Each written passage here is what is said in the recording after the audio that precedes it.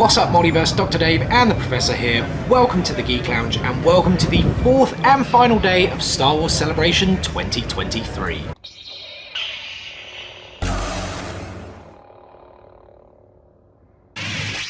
Alright guys, we're actually going to do this video a little bit differently to those of the past 3 days, where I essentially gave you a montage of footage along with some music, because sadly I didn't get as much footage as I would have liked today. There is a reason for that and I'll get into it in a few moments. But our very first port of call today was to the only panel we attended during the whole entire weekend. We did actually win a lottery ticket to the Galaxy stage for the Bad Batch panel, which took place this morning. It was really cool. It wasn't the main stage that is like the celebration stage. You then have the, I think it was called the Twin Sun stage, which where everything got streamed to that, as well as the Galaxy stage, the one we were at, where things also got streamed. You did have the live stage as well, but that's kind of where they did small live interviews. I don't think anything was streaming there, unless I am mistaken. But yeah, we attended, like I said, the Bad Batch panel, which had, was it Brad Rao, Jennifer Corbett, is it, and Athena Yvette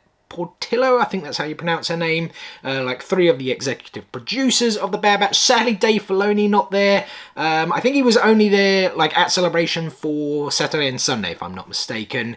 And of course, D. Bradley Baker and Michelle Ang also did attend, and they they pretty much discuss like everything in season 2, the growth of all the characters, particularly around like Omega, Crosshair and Tech. Yes, they did also go into the ending of the season, which I'm not gonna like go on about too much, especially if you guys haven't seen it yet. But yeah, that kind of sad, emotional ending that we got, that moment that you guys who have seen it will know what I'm talking about.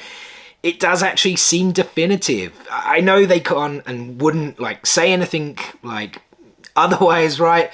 But all 5 of the guests in the panel, they actually got pretty emotional talking about it. So yeah, it does look like it's going to be definitive, but I guess like only time will tell, right? Because we are going to get a season 3 that was announced in the panel. It was actually quite funny. I don't know about the other 2 stages, but on the Galaxy stage, when I think it was, her name is, yeah, it is Jennifer Corbett. I've actually got the phone down here with their names.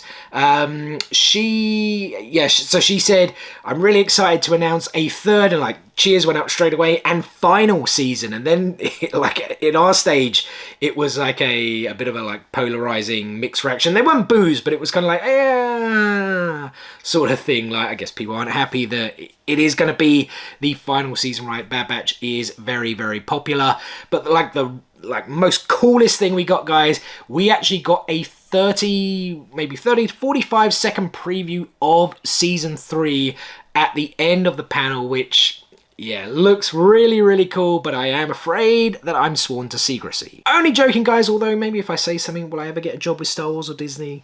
Who knows? But to be honest, there's not really much I can tell you. There was quite a bit of action, a few kind of character appearances. Like Fennec Shan was there, like 1 second. The Emperor had maybe 4 or 5 seconds of screen time talking to the Doctor Dude, whose name I've already forgotten. Again, you guys know who I mean, the cloning Doctor guy. There was some interaction between Omega and Crosshair, which was pretty cool. There was like a battle which looked like with a Sarlacc monster. You know, a lot of action there, a lot of kind of humor. I say a lot, like there wasn't, because it was 30 to 45 seconds of footage. Wolf as well, another one of the like popular clones, was in there. Again, a few seconds shot. We did also think we saw like Sabine, but like she just wouldn't match with the timeline, so you know, she'd be very young at this point. So we're not too sure who that was. It was like a Mandalorian who pulled down their like rangefinder, but the kind of color scheme, although it was quite dark, it kind of looked like her kind of color scheme helmet. So we're not too sure. If anyone else did see that footage, drop a comment below who you think that was, or if you know who it was. And then we exited the Galaxy stage right next to the Lego store, and we actually hadn't been in it all weekend because the queue had always been massive. And this time it was actually pretty small, so we did actually go into the store. Before we got there though, we did check out the big mosaic that they were making all weekend. In fact, 2 of them, the build wall as they were calling it, just so cool. Look at all the detail there, guys, of the small studs. Like, just looks really cool. They did also have some of the smaller ones over to the side, Young Jedi Adventures. They also had this Return of the Jedi, the 40th anniversary logo that's been going around. I'd say going around, like the main logo. They had a Mandalorian one featuring Din Djarin, and another Mandalorian one also featuring Ahsoka. And then actually round the corner, we didn't even see this like the whole weekend. I don't know how. They actually had a Palpatine Lego photo op, like this really big Lego Palpatine. So cool. And then, like I said, we headed into the store. They actually had some of the new Return of the Jedi 40th anniversary sets on display. Well, actually, the first one was the Young Jedi Temple set. They had the Battle on the Death Star set, which does look really cool, as well as the Endor Chase, again, which I think looks pretty cool. They weren't selling these, though. I don't think they release until like May. It may even be May the 4th or like 1st May. Can't entirely remember what the guy said. And the only thing they actually had for sale was the Brickhead set, which was a pre-release. So this, I think, is also coming out in May, but you could actually buy it here at the convention. And then you did actually get the Star Wars Celebration tile, like the logo tile, which is right here, guys, if you can see. So you got this free with a purchase of the Brickheads. The Professor's got a few Brickheads, but he's not like massively into them. I think he really just wanted the tile. You guys saw it there in the footage, but there is the Brickheads. So you get an Ewok, is that Wicket maybe, Leia, R2-D2, Luke Skywalker, as well as Lando Calrissian. Yeah, I mean, in the Brickheads, I kind of describe them as like the Funko style of Lego, if that kind of even makes sense, but they're not too bad. I just don't find them too great either, if I'm being honest. Let me know what you guys think of Lego Brickheads. And because we do a lot of Funko Pops on the channel, I thought we better get some Funko Pop footage as well. But as I said on the Friday, a lot of it was Star Wars. I mean, Star Wars Celebration, right? What are you going to do?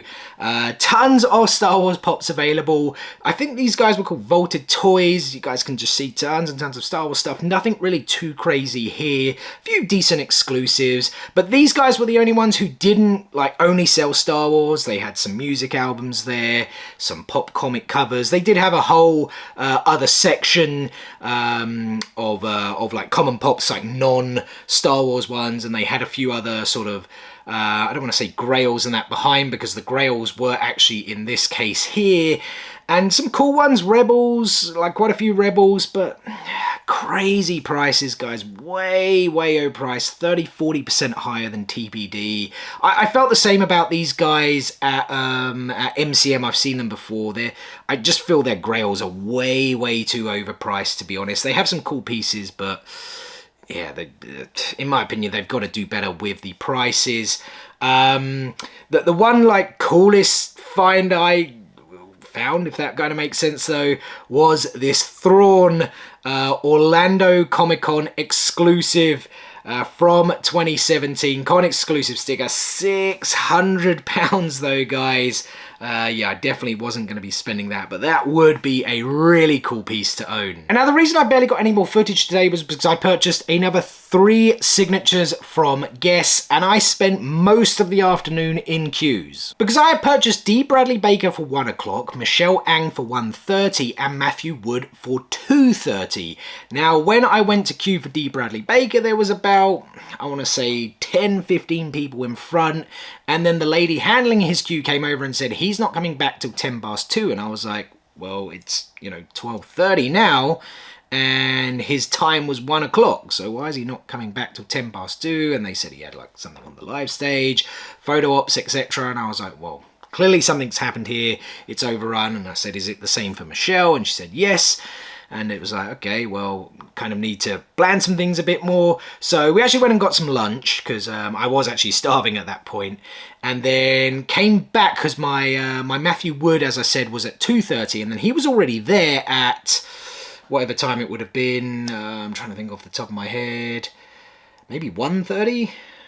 It might have been 130. Yeah, no, it was 130. So, so yeah, I went to him, and I did actually get my General Grievous pop signed right here, guys. Check this out. I actually did have to go in the loft and get all 3 of the pops I got signed today, because I had boxed them up in the loft. And I actually found this one, and it did come with a special edition sticker, but it had it actually peeled off. But I kind of feel that, because it's the older special edition sticker, it kind of looks better now with the signing, guys. And he, as you can see, wrote "Crush Them," signed by Matthew Wood, voice of General Grievous 2023. He even did it in the color scheme that I wanted without me having to ask, to match the lightsabers inside. Just really, really cool, and a very, very cool dude. You know, I've always been, like, the Professor and I have always been, like, fans of villains. I don't know what that really says about us, but like we've always said, we would love to see a show about Maul, a show about Thrawn, and certainly a show about Grievous. And Matthew Wood was like, he would be so down and so happy to do it if they ever decided to make that. And so I then headed to the D. Bradley Baker queue, which had significantly grown, as had the Michelle Ang one as well. The Professor actually had an autograph session with Ian McDiarmid, Emperor Palpatine himself, to get to, so he went off and he actually got his done before I had even moved in the queue. He actually got his lightsaber set signed by the Emperor himself. Look at that, guys. He said there wasn't like too much interaction with him, but like he was still fairly cool. I think the Professor said that he actually called him my lord when he handed it over, and he chuckled. But yeah, sadly I didn't get to meet Ian McDiarmid and like have a chat or tell you guys any more about it, because yeah, I was in that queue for D. Bradley Baker. And then he finally arrived at about 2:30, 2:45. I think Michelle Ang arrived around 3, and he was getting through his signings at like a decent pace, but not too quick. He was spending a lot of time with the guests, which, to be perfectly honest, I like, I admire, and yeah, I did get to have a bit of a chat with him. I did actually get my Bad Batch 5-pack sign. I think I finally saw him at around, I think it would have been 3:45. So yeah, I'm pretty sure I queued for him for like 2 hours and 15 minutes, which I'm pretty sure is the longest I've ever queued for a guest. Maybe Charlie Hunnam at Liverpool Comic Con last year. But yeah, I got my Bad Batch 5-pack sign. I'll show you guys in a second. I actually gave the Professor my Omega Pop, because I was then worried, like, the con was going to be finishing at 5. We did actually want to attend, pardon me, the like closing ceremony at one of the stages, but that was clearly out because of all these delays with the autographs, and like the guests sort of turning up at like way later than they were scheduled for. And yeah, so I gave him my Omega Pop and said, yeah, go in the queue. Well, he offered to do it. It wasn't my idea. It was his idea. I have to give him some credit, right?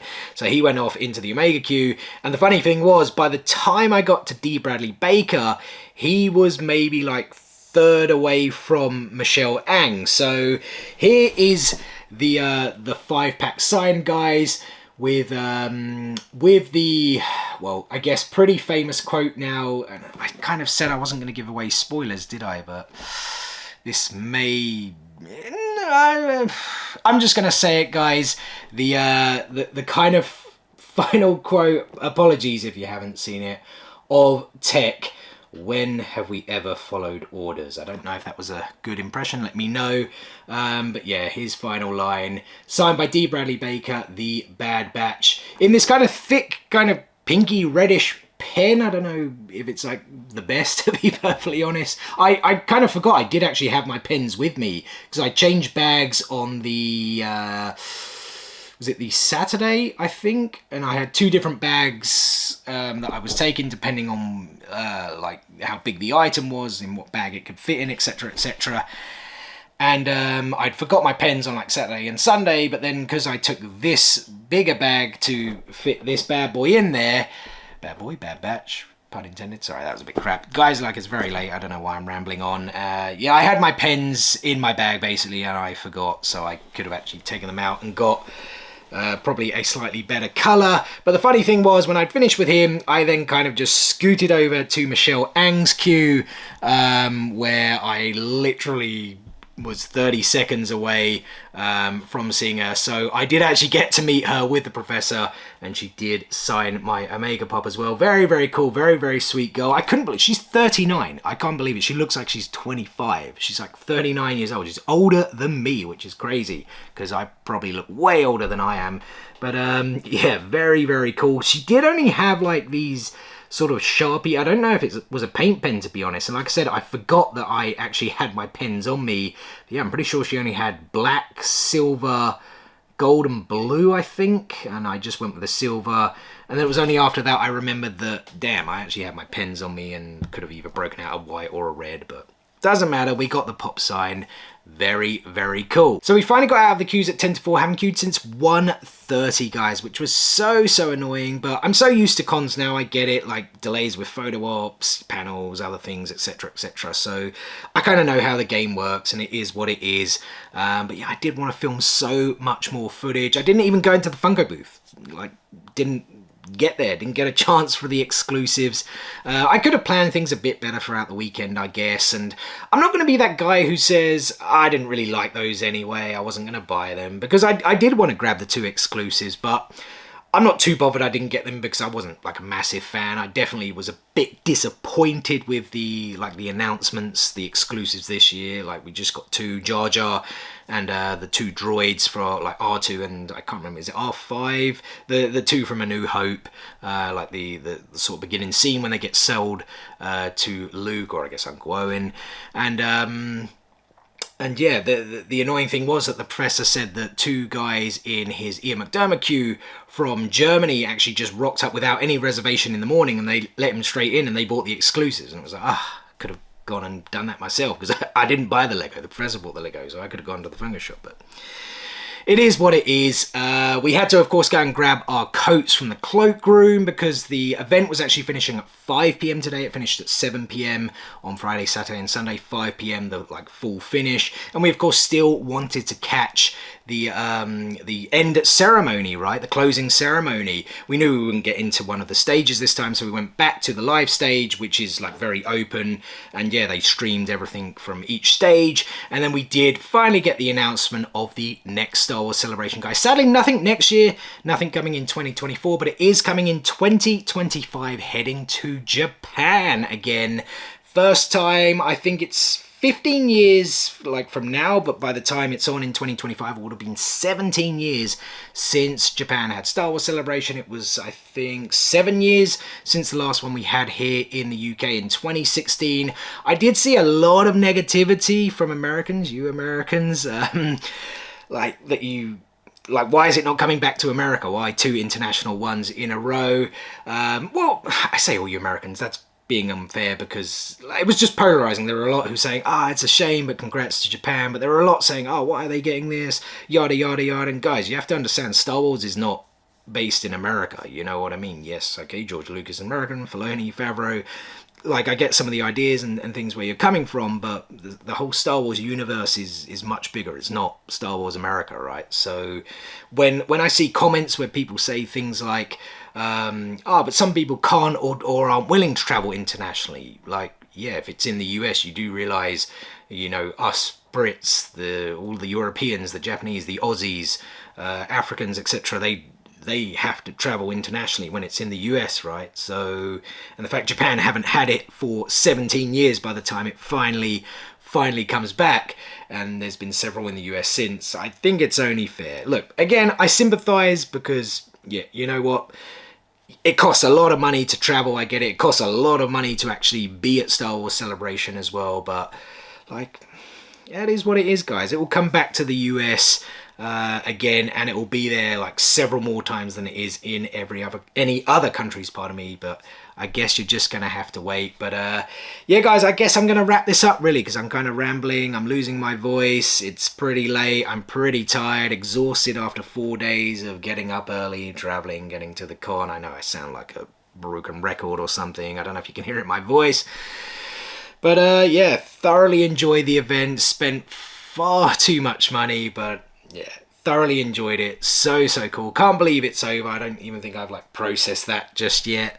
But yeah, I like I've always wanted to go to Japan. If you guys have been like watching for a while, you know I'm a big anime fan. In fact, a big Naruto fan, actually. That's something I said to D. Bradley Baker that I really loved in the Outpost episode, the real popular Bad Batch episode from season 2, the most popular one with Crosshair. Of course, Lieutenant Nolan in that episode is actually voiced by Crispin Freeman, who actually voiced Itachi in Naruto. So in the Naruto fandom, he voiced one, at least in the English dubbing anyway, he voiced one of, if not the most popular character in that fandom, certainly my most favorite character.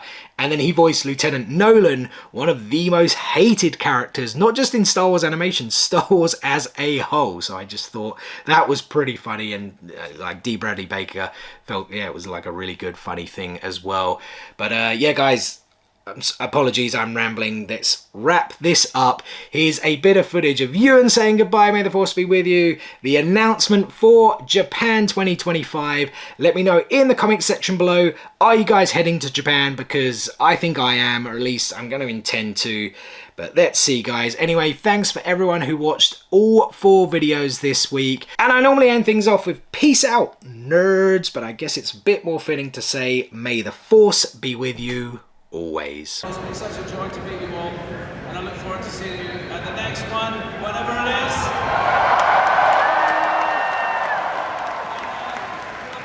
Thank you so much.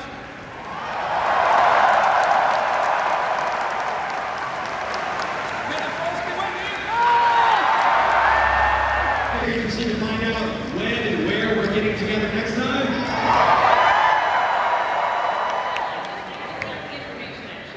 You did? Yeah, I sure did. Let's do this. We will gather